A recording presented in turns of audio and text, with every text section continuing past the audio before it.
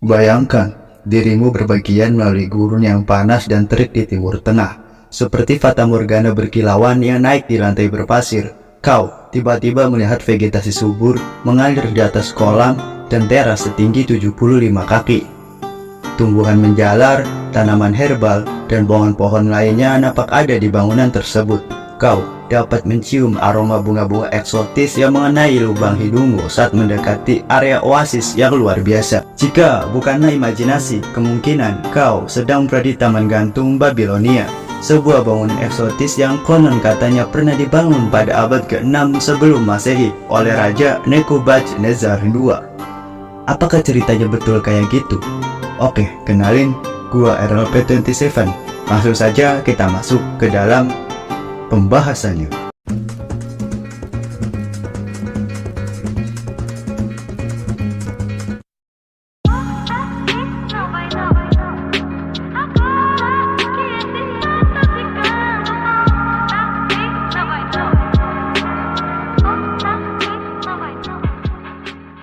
Dalam legenda mengatakan kala itu istri raja yaitu Amaitis sangat merindukan tanah airnya yang terletak di bagian barat laut Iran. Sebagian hadiah untuk kekasihnya yang rindu kampung halaman, raja rupanya berniat membangun taman yang rumit untuk memberi istrinya kenangan indah tentang rumah. Untuk melakukan hal ini, raja membangun serangkaian saluran air untuk digunakan sebagai sistem irigasi.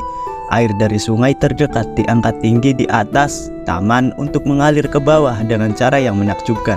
Rekayasa rumit di balik keajaiban ini adalah alasan utama mengapa sejarawan menganggap Taman Gantung Babilonia sebagai salah satu dari 7 keajaiban dunia kuno. Tapi, apakah keajaiban kuno itu nyata? Banyak sejarawan Yunani kuno menuliskan dan mencoba menggambarkan bentuk taman sebelum dihancurkan. Borosus dari Kaldea, seorang imam yang hidup pada akhir abad ke-4 sebelum Masehi, memberikan catatan tertulis tertua tentang taman tersebut.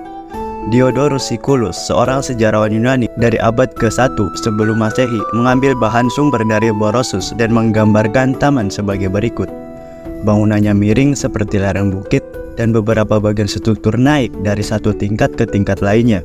Pada arsitekturnya, ibarat bumi yang telah ditumpuk dan ditanami dengan berbagai jenis pohon yang berbeda bentuk dan ukuran, memberikan kesenangan bagi yang melihatnya.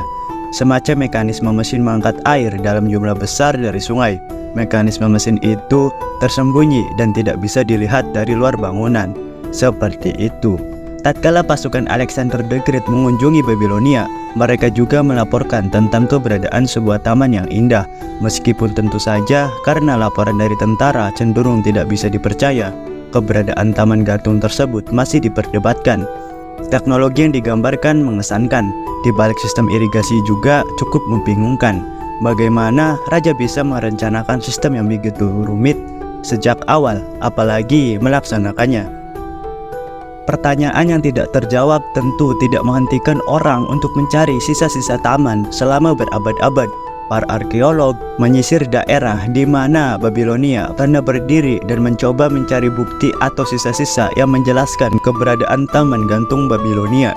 Faktanya, satu kelompok arkeolog menghabiskan 20 tahun di sana pada pergantian abad ke-20, berharap bahwa mereka akhirnya akan menemukan keajaiban yang telah lama hilang tersebut. Sayangnya, mereka kurang beruntung. Mereka tidak menemukan satu petunjuk pun. Kurangnya bukti fisik ditambah dengan tidak adanya laporan langsung membuat banyak sarjana bertanya-tanya apakah legenda Taman Babilonia ini memang pernah ada.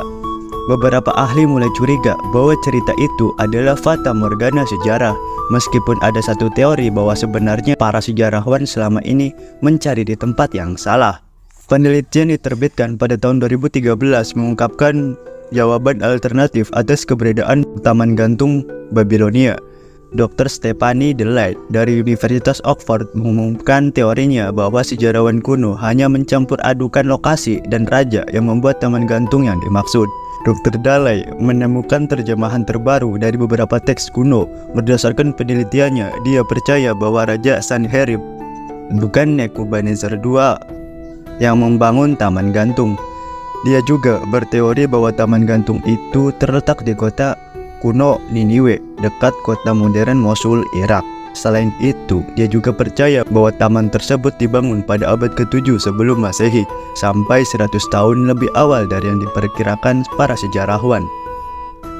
Oke, jika teori Delay benar, itu berarti taman gantung sebenarnya dibangun di Asyur, yang berjarak sekitar 300 mil di utara tempat Babilonia kuno dulu berada. Yang cukup menarik adalah penggalian di dekat Mosul tampaknya mendukung klaim Delay. Para arkeolog menemukan bukti sekrup perunggu besar yang bisa membantu memindahkan air dari sungai Efrat ke taman gantung.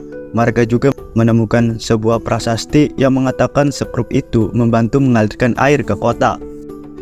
Ukiran relief di dekat situs menggambarkan taman rimbun yang disuplai oleh saluran air. Daerah berbukit di sekitar Mosul jauh lebih mungkin untuk menerima air di saluran air dibandingkan dengan tanah datar di Babilonia. Dalai lebih lanjut menjelaskan bahwa Asyur menaklukkan Babilonia pada 689 sebelum Masehi. Setelah itu terjadi, kota kuno Niniwe sering disebut New Babylon atau Babilonia baru. Cukup ironis karena ada kemungkinan bahwa Raja Sanherib sendiri yang mungkin telah menambah kebingungan karena dia benar-benar mengganti nama gerbang kotanya dengan yang ada di pintu masuk Babilonia. Oleh karena itu, para sejarawan Yunani kuno mungkin salah lokasi selama ini. Berabad-abad kemudian, sebagian besar pencarian penggalian taman berfokus pada kota kuno Babilonia dan bukan Niniwe. Kesalahan perhitungan itu mungkin yang membuat para arkeolog meragukan keberadaan keajaiban dunia pada awalnya. Saat para ilmuwan menggali lebih dalam ke Niniwe, mereka mungkin menemukan lebih banyak bukti tentang taman yang luas ini di masa depan. Ternyata sebuah situs penggalian di dekat Mosul berada di sebuah bukit bertingkat, seperti yang pernah dijelaskan oleh sejarawan Yunani dalam catatan mereka. Seperti apa taman gantung itu sebenarnya? Saat ini belum ada yang bisa menggambarkan secara pasti. Beberapa catatan sejarah memang menjelaskan secara lisan, namun tidak ada gambar yang ditemukan dan menunjukkan bentuk taman gantung secara nyata. Jadi, sampai para arkeolog menemukan teks kuno yang menggambarkan taman secara akurat, pertimbangkan untuk mengunjungi kebun bunga setempat atau kebun milik orang dan duduklah di antara dataran yang rimbun dan semak yang dipangkas dengan hati-hati. Kemudian, tutup matamu dan bayangkan perjalanan 2500 tahun ke masa lalu, ke zaman raja dan peradaban kuno. Selebihnya masih menjadi misteri. Oke, segitu dulu video dari gua. Iya, seperti biasa gua RLP27 pamit undur diri.